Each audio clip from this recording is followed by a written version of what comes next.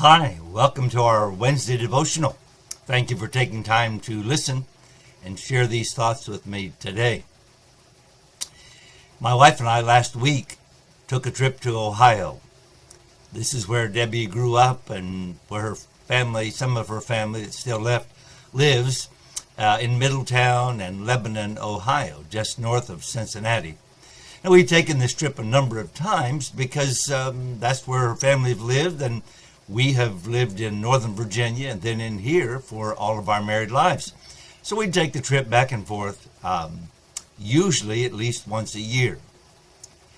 This past week, on Monday, we left and we were planning on a good trip. We were excited about the trip. The weather was good. We got on the road pretty early and enjoyed a good trip. And the traffic, although it was pretty heavy, it was flowing very well. We slowed down. We had one slowdown, I think, to about 20 miles an hour for just a very brief time. Then we were back up at road speeds. So the trip, a little over 600 miles, we made in 10 hours on Monday. What a wonderful time. We just pressed on and had a good trip, very good trip. Well, we stayed a couple of days, and on Thursday, we headed back home. And on Thursday, the weather was good. It looked like it'd be the same kind of a trip. We got started right about when we planned to, and the traffic was heavy, but again, it was flowing pretty well. Not a problem. We drove, and now as you're driving, you think, okay, how far do I have to go? Oh, still 500 miles or 300 miles or another 100 miles. But on the way back, as we're driving, we're going along very, very well.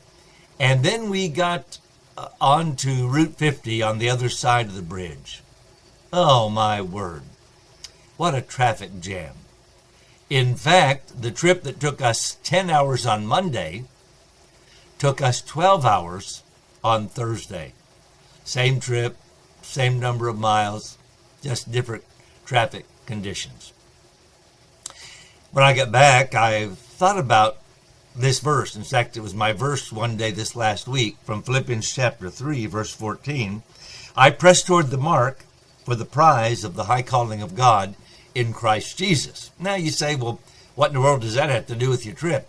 Nothing, except that both times we were pressing toward the mark. We had a goal, a place we wanted to get to, a place we wanted to arrive, and really a time that we wanted to arrive at that place. So we got up early, we pressed toward the mark, and on Monday, we made it well. On Thursday, however, it took us 2 hours longer and seemed like a much less desirable trip. But I thought of some spiritual applications about our lives. First thought is this: our duty is to press forward. For us to make that trip, we had to get in the car and we had to go. And go, and go, and go. We had to press toward the mark. In our daily lives, our job is not always to succeed. Our job is to press toward the mark. Our job is to do the best we can and go, and go, and go. And we ought to do that. I press toward the mark, is what Paul said. Life sometimes throws us some difficulties, some traffic jams. When we came back, we just pressed toward the mark, just like we had going over. And yet it took us an extra 2 hours to make that trip. There were traffic problems. Now, God could have allowed those. He did allow those. He could have allowed them so that it would keep us from having an accident that we might have had earlier, or some other problem, or maybe it was to help teach us more patience. That's very possible. But in our lives, we need to press toward the mark. We need to keep going.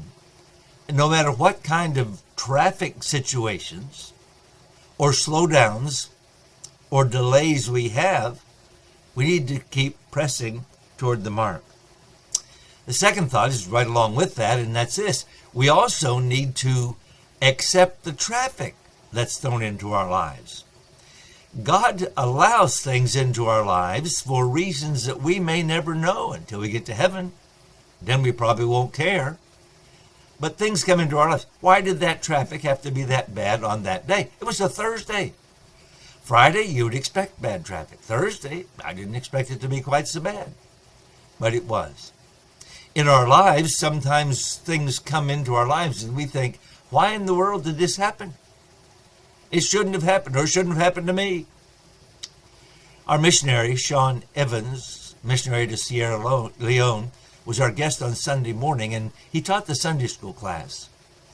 And he took the traveling time from when the Israelites were rescued out of Egypt, and he told us the story. And as he told the story, he made these points. He said, number one, God knows the map.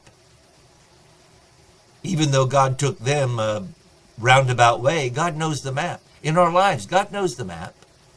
And the second thing is, he not only knows the map, he knows the way. He knows the best way. He knows the shortcuts. He knows the time when we should not take shortcuts. God knows the way. And the last thing that he shared with us is God knows the plan. And I would say in our lives, that's exactly the same. God knows the plan. He knew for our trip to Ohio and back. He knew all that. He knew it'd take us longer coming back. For our lives today, whatever's happening today, or this week, or this month in our lives, God knows the plan. God has the plan. And the plan is best. I'd encourage you, as Paul encouraged the Philippians, I press toward the mark for the prize of the high calling of God in Christ Jesus. Press on and have a great day. God bless you.